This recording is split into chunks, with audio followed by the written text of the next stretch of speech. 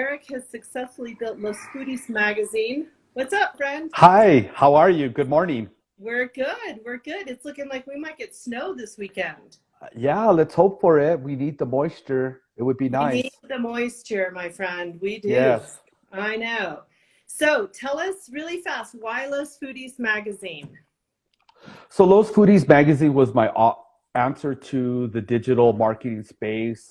There's a lot of print magazines out there, but realistically, the demographic doesn't read magazines anymore. It's all digital now. I Yeah. just talked to a friend of mine that's in the marketing space, and she said the demographic 18 to 49 is not picking up magazines; they're going on Yeah. to their phones. So that was my Yeah. answer And to has that. COVID like accelerated that? What have you seen the differences here with COVID?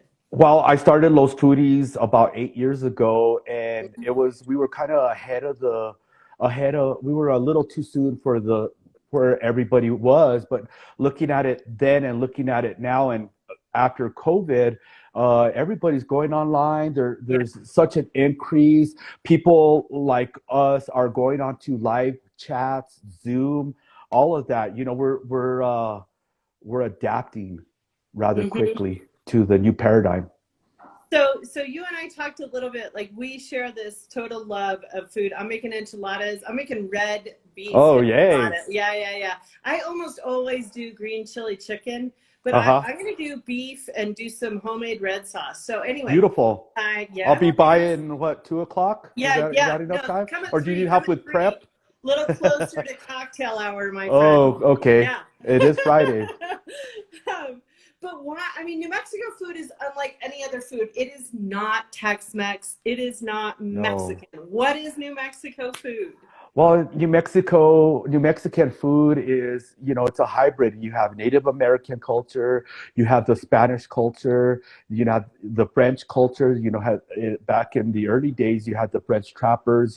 There's all kind, and then New Mexico, Santa Fe, all of our little communities are now international cities. When people come from overseas or wherever they're coming from, they want to dive into our culture. They want to go check out the pueblos and yeah, it's just it's very unique. There's nothing like it. Yeah.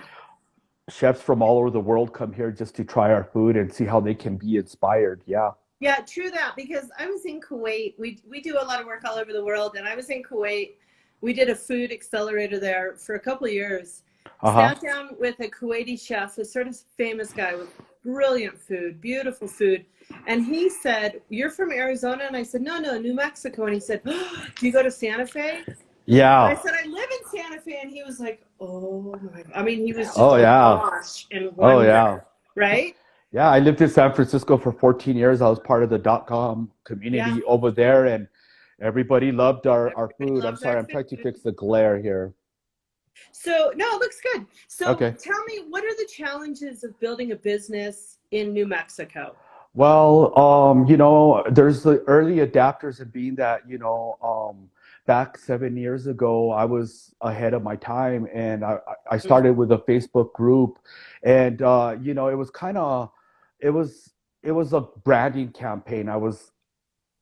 It's constantly letting people know who you are and what it is you do and how you can help them by adding value the different ways. And being that we're a marketing and creative agency and also have a platform for our consumer base, it kind of gets a little muddy. So as a marketing director, I'm always having to define who we are and what we do for consumers, Yeah.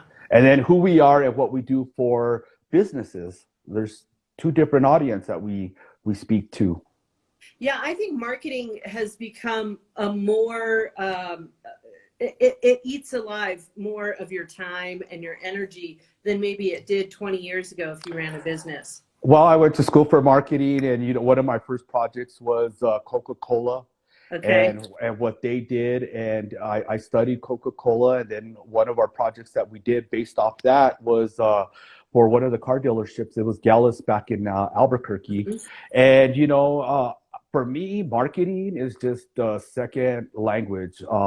Whether I'm writing copy or a marketing strategy or with a client and helping them with that discovery and putting it together, kind of pulling it out of the client so that because they don't really know what they want, but they do. And as they're speaking, I'm Yeah. able to pull out that strategy and put it together. So for Eric, that's a great idea for entrepreneurs to think about. Like bounce your, because we're in the trees. We can't see the forest. yeah, So take a friend to lunch, take your uncle, take whomever and say, hey, here's my message. What do you hear?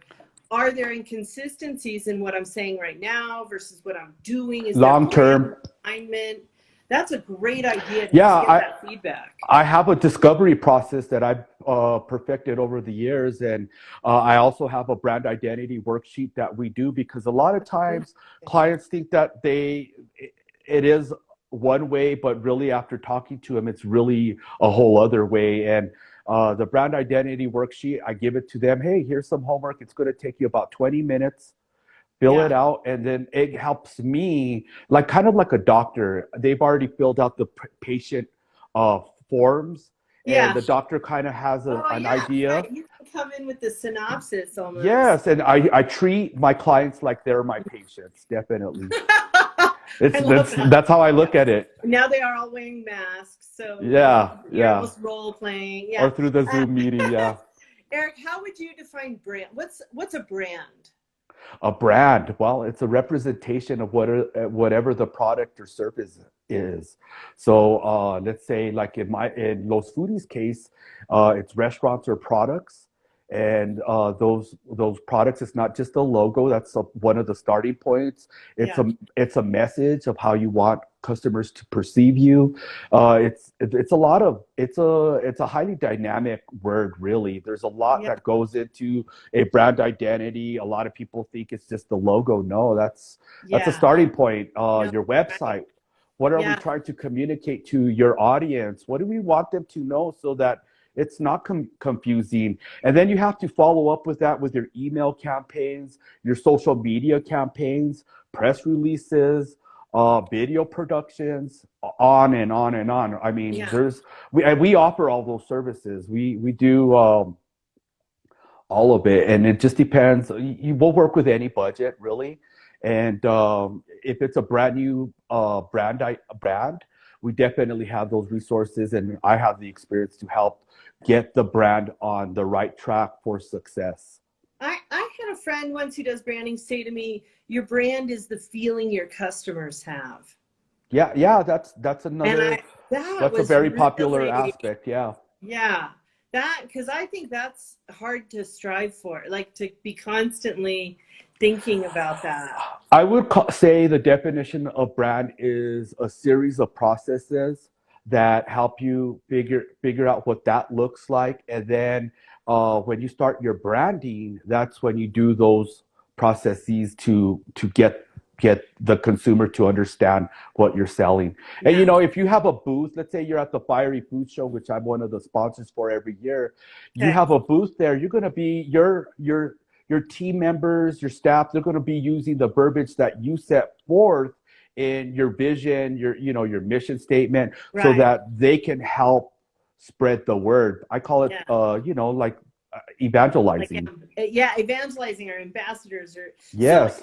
If a person is building a food business, what are some of the challenges that they might have in a food media business? So not Well, products, but well, the biggest obstacle is experience. A lot of if they're a brand new company and they don't know where to start, Mhm. those are the biggest challenges is a starting point. A And starting point. Uh-huh. yeah, Yep. you need a starting point. You might have an idea, but as a consultant, I'm going to be asking those hard questions.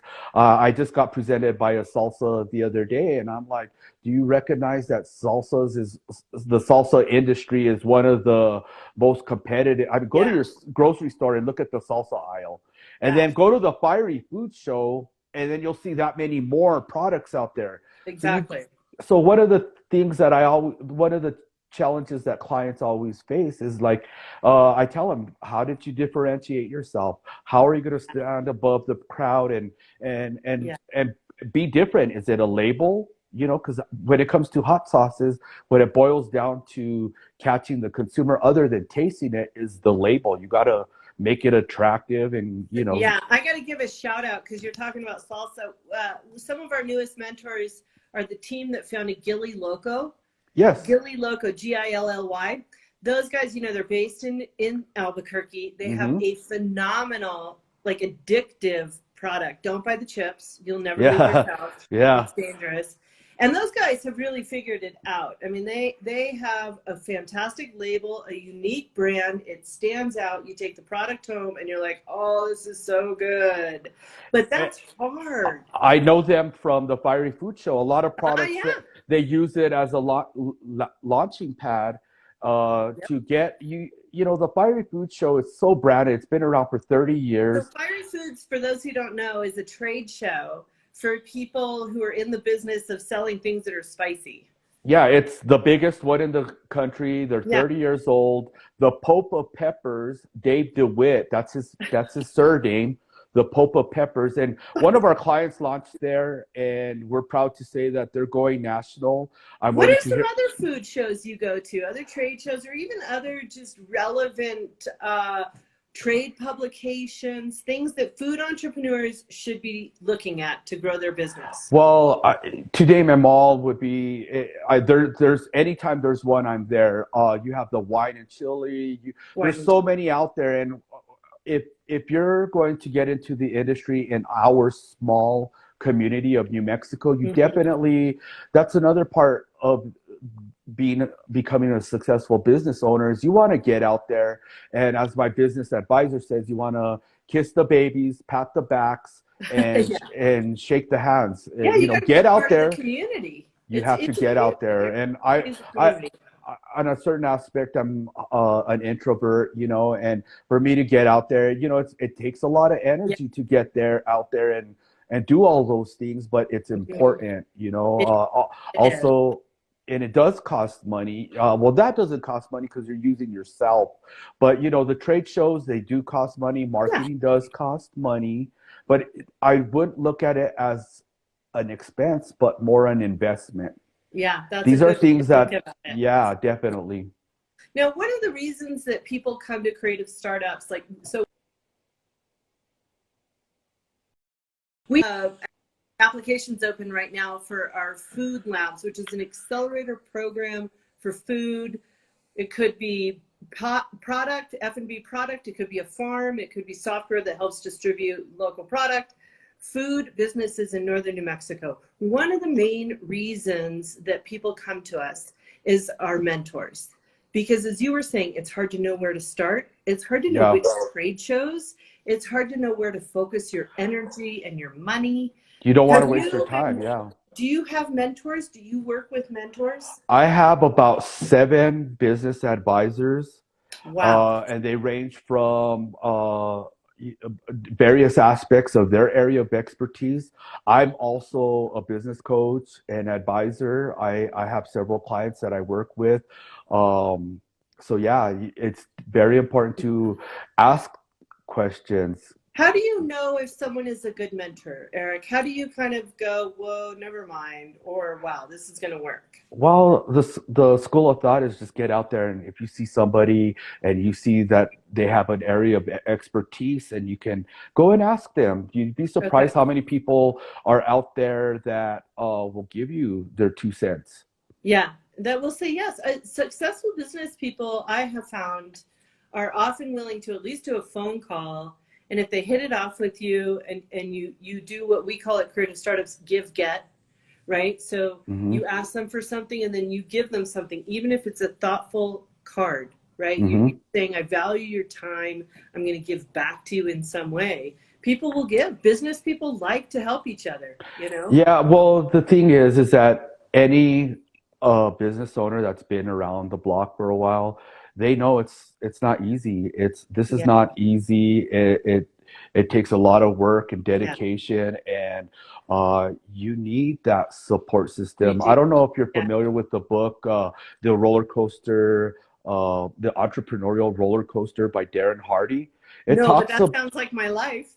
well, it talks about the, it's an emotional roller It coaster. is. There are It definitely really is. peaks and valleys, and Yeah, being a business person, it requires thick skin and yeah, be able to roll with the punches. You have your competitors out there that you kind of got to put the dukes up. You yeah. have, it's It's the really life I true. chose. It's the life I chose, and I love it. I would not trade it for anything. I get job offers all the time, but I love the path that I'm on. Yeah, yeah. Well, Eric, we love that you do Los Foodies magazine. I have one last question for you. Red or green? Yes, Red or green? I'm a red person. I'm a red person.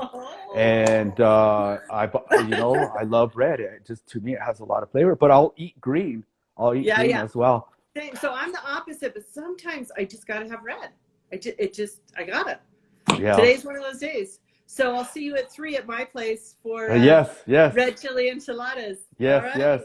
Un placer, Eric. So I, great. Thanks for all your time and expertise. It was I, kind of you to share. I have an exciting announcement Okay, go to for it. make.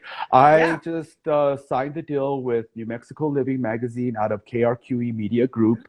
So Nice. every month, Los Foodies Magazine will be in New Mexico Living Magazine with Chad. Nice. That's And fantastic. we'll be highlighting my different flagship clients on New Mexico Living. We're excited about that. Awesome. We'll have you back in a few months and ask you how that partnership is going. Yeah, look for us on KRQE. We'll do it. Have a Thank great you. weekend. You Thanks, too. Eric. Bye Take care. bye.